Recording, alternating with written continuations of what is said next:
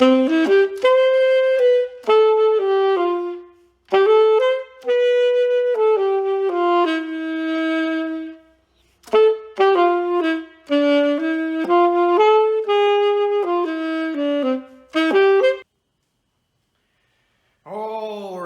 then, Jambot. Can you get my voice log started up once again? Thank you. Let's see here. Spacewalk Day 7. Day 7. It was a very interesting day. I saw some nice stars and shooting comets, and I thought to myself, no gravity is a great thing. There's nothing to bring me down. And that's about it. Have you got all that recorded? Thank you, buddy. And hello once again, everyone. It's good to have you on this little program again as we go through the history of astronomy together. Well, not quite entirely the whole history of astronomy, just a few notable astronomers. And we are going to continue that great journey with a particular American astronomer that you might have heard of. Of course, I am talking about Edwin Hubble. Let's go ahead and gather up some data, shall we? Now then, this Edwin Hubble was born in Marshfield, Missouri on November 20th, 1889. And throughout his life, he made several steps toward extragalactic matters and discoveries. A very true astronomer at heart. Now, fortunately for him, he had many educational opportunities when he was young, and of course when he was a young adult as well, at the University of Chicago and even the University of Oxford. Now, in his lifetime, Hubble managed to discover over 50 other galaxies, garnering quite the wide respect for him. And he's also known for making several other discoveries along those lines as well. Making a classification system of these galaxies. Of course, many of you remember my galaxies video that I did quite some time back, and I discussed some of the types of galaxies that one may encounter. This man right here, Edwin Hubble, is a part of that. He also participated in the innovation in parts of astrophysics and such.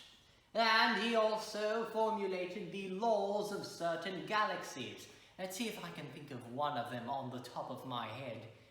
Let's see. I think that one of them is that the farther a galaxy is away from other celestial bodies, the faster it rotates and the faster it travels, which is a rather interesting thing in the spectrum of empty space and matter.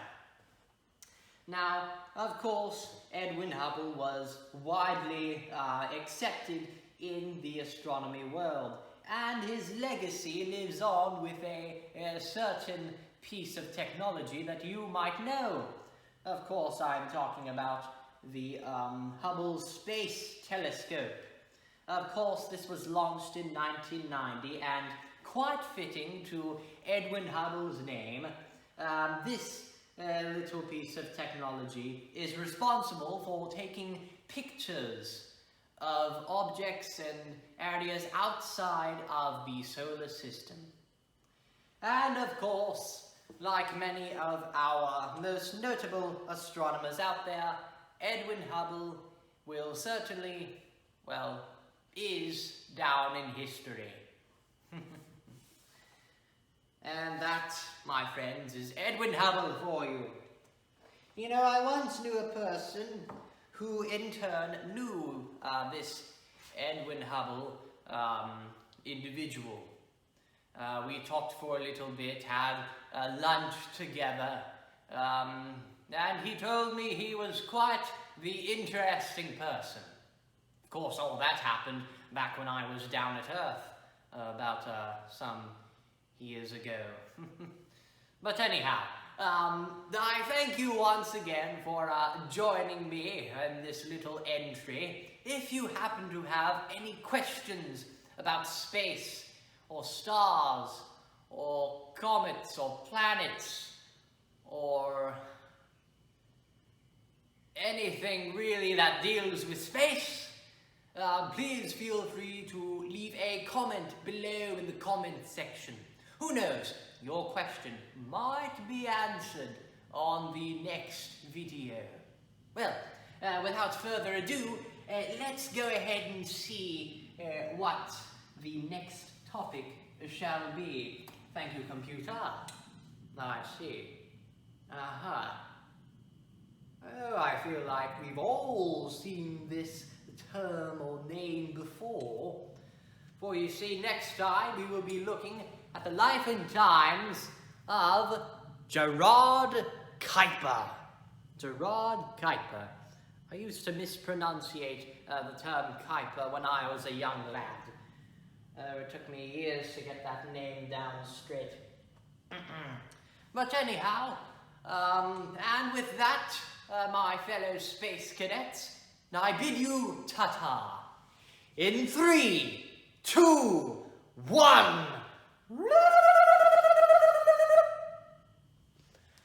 Spacewalk, spacewalk, spacewalk, spacewalk.